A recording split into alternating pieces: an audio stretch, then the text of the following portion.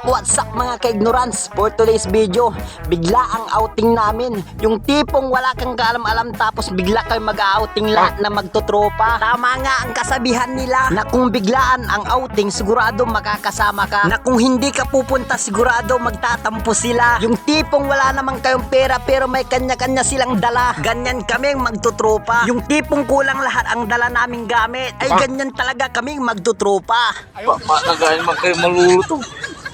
Giris namin, solid sa inyo. Pero pa tali, mga klase bulas. Magic sarap. Delikado to, may sinip. Magic sarap, gapo. At buti na lang andyan si Sir Raymond na kahit nahihiya siya, miram siya ng ihawan. At shout out din sa nagpahiram ng ihawan sa amin. At kung mapapanood mo to, maraming salamat dahil isa ka sa naging parte ng outing namin.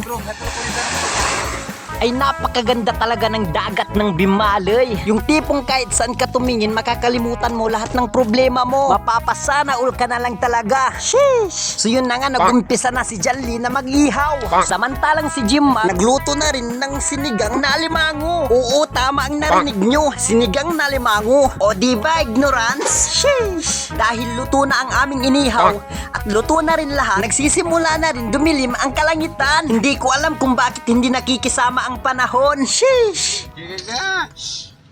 Dul, Mga tani. sir, chayo. Buti pagpagdan. Dito ka. Ken. Ken, papalingi. Ay naku po, umulan talaga. Ay agay, ignorance. Yung hindi namin inaasahan pero nag-rent kami ng cottage. Dahil nag-rent nga kami ng cottage, ang layo namin sa beach. Ay agay, ignorance talaga. Kaya ang ginawa namin, humiram kami ng lamisa at upuan dahil ang gusto namin ay malapit kami sa beach mismo. Huwag kang maawa sa iyong sarili. Isipin na wala ka ng silbi. Sa dambuhalang kalokohan, sisikatin muli ang araw. Sumunod na rin si Ma'am Jacqueline sa amin. At shoutout nga pala sa dalawang kasama ni Ma'am Jacqueline. Kasi ka, di ba tulpi mang bro, may kinay, may pakpak tayo. Kaibigan, huwag kang mapapatalo. Kaibigan, itaas ang noo. Agad tala. Ang sakit, papalitada. Papalitada ko, tamagawa naman. Dahil wala ring mangyayari, dahil walang mapapala.